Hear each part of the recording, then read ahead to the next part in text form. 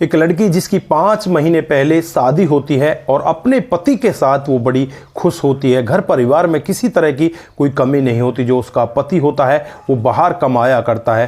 दोस्तों, एक दिन का वाकया होता है जब उसके घर पर 3 बाइक सवार आते हैं और यहाँ आने के बाद उस घर के अंदर प्रवेश कर जाते हैं। उनके हाथ में एक मिठाई का डब्बा होता है।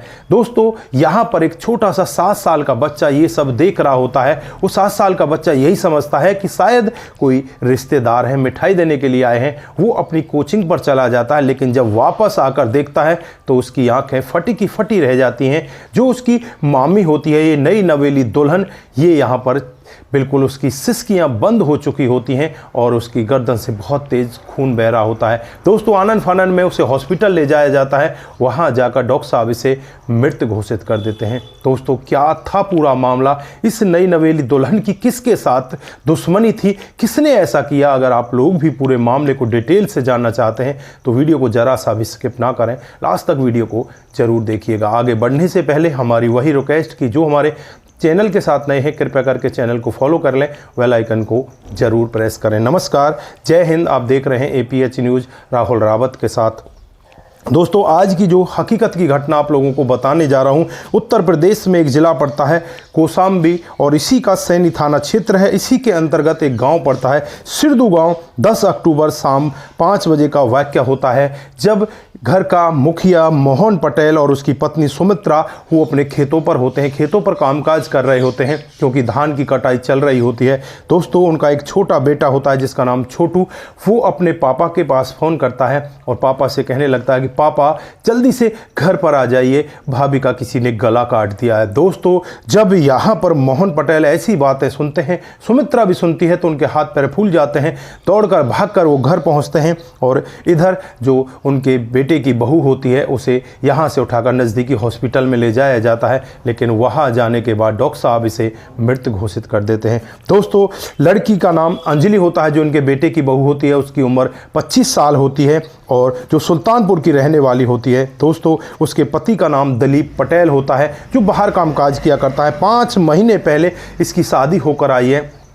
अब यहाँ पर बड़ा सवाल कि इस बहू के साथ ऐसा किसने किया।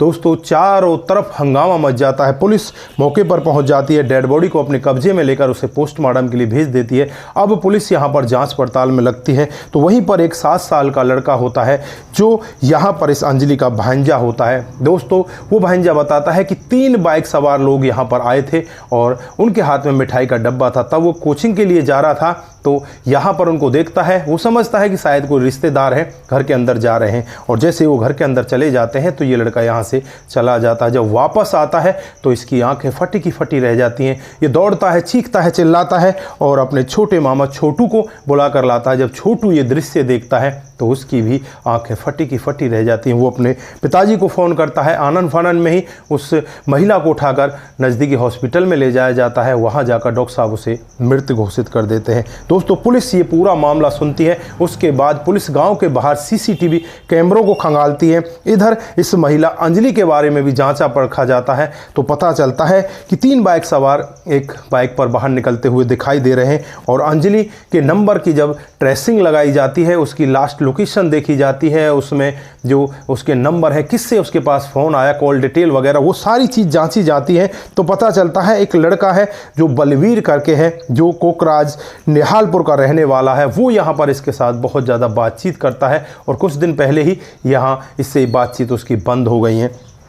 दोस्तों, अब यहाँ पर शक के बिना पर ही बलवीर के पास जाया जाता है और बलवीर को उसके गांव से पुलिस गिरफ्तार करने लगती है तो बलवीर वहाँ से भागने लगता है। फिर वहाँ से भागता है तो पुलिस की मुठभेड़ में उसके पैर में गोली लग जाती है। उसके बाद बलवीर को गिरफ्तार कर लिया जाता है और गिरफ्तार करने के बाद जो बलवीर कहानी बताता है, उस कहानी को सुनकर हर कोई व्यक्ति दंग हो जाता है। दोस्तों, किसी को भी अपने कानों पर एक बार विश्वास ही नहीं होता कि बलवीर ने ऐसा इसलिए किया है। दोस्तों, यहाँ पर जो बलबीर होता है इस लड़की से करीब करीब 4 साल पहले से ही प्यार किया करता और इसके साथ जीने मरने की कस्में खा चुका था। लेकिन यहाँ पर जो लड़की के घर वाले होते हैं इस लड़के से शादी करने से मना कर देते हैं, क्योंकि ये थोड़ा सा गरीब होता है, इसके पास धन दौलत नहीं होती। यहाँ पर बलबीर अंजलि से कहता है कि अंजलि तुम मुझे छोड़कर मत जाओ, नहीं तो मेरे लिए और तुम्हारे लिए अच्छा नहीं होगा। लेकिन घर वालों की मर्जी के हिसाब से 5 महीने पहले जो अंजलि है उसकी शादी दिलीप पटेल के साथ हो जाती है और वो दुल्हन बनकर अपनी ससुराल में आ जाती है।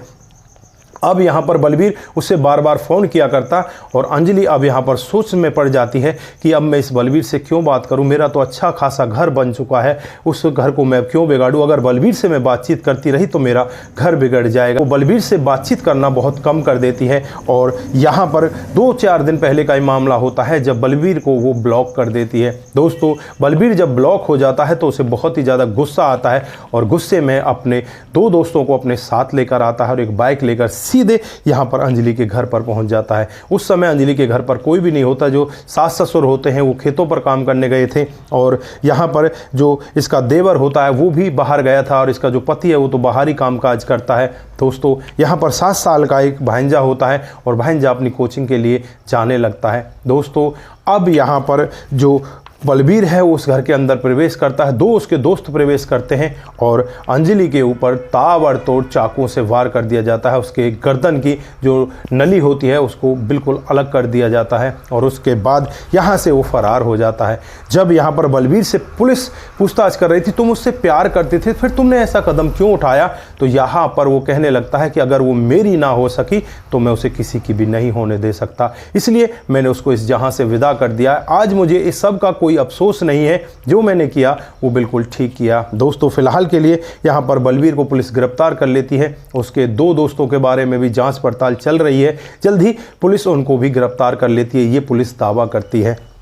लेकिन यहाँ पर इस घटना को सुनने के बाद हर कोई व्यक्ति एक बार के लिए स्तंभ हो जाता है, एक बार के लिए सोचने के लिए मजबूर हो जाता है कि आखिरकार ये प्यार प्रसंग के मामले ऐसे ही घरों को बर्बाद करते रहेंगे। जब ये लड़की उससे अलग हो चुकी थी, इसकी शादी हो गई थी, तो इस लड़के को भी समझ जाना चाहिए था। लेकिन यहाँ पर ये लड़का उस लड़की के प्यार में इस तरह से पागल था, इस तरह से दीवाना बन चुका था कि वो यही चाहता था कि ये लड़की मेरे साथ रहे, किसी और के साथ ना रहे। यहाँ पर वो लड़का उससे ये भी कहता है कि तुम मुझसे बात करना बंद मत कर देना, नहीं तो मैं तुम्हें इस दुनिया से विदा कर दूंगा। पहले ही उसे वार्निंग देता है, लेकिन यहाँ पर लड़की अपने घर को बिगड़ने की कगार पर ना ले जाने के कारण उसे ब्लॉक कर देती है और फिर यहाँ पर हो जाता है इतना बड़ा कांड। तो दोस्तों यहाँ पर आप लोग क्या कहना चाहते हैं, आपकी जो भी राय है एक बार कमेंट बॉक्स में ज़रूर दीजिएगा। आज के लिए बस इतना ही, फिर मिलते हैं किसी नए मूड के साथ। तब तक के लिए आप अपना ख्याल रखें, परिवार का ख्याल रखें, सतर्क रहें, सावधान रहें। दोस्तों जिन साथियों ने हमारे पिछले वीडियोज पर कमेंट किए थे उनका नाम हम यहाँ पर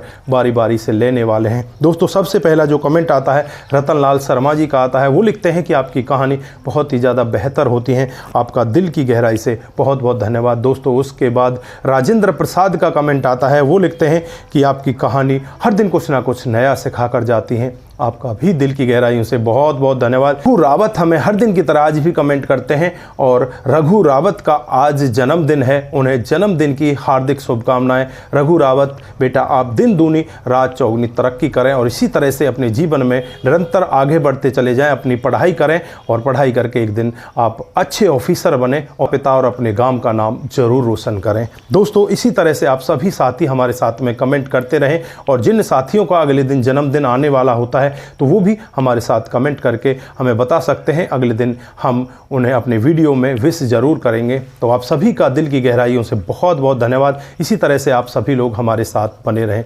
नमस्कार, जय हिंद, जय भारत।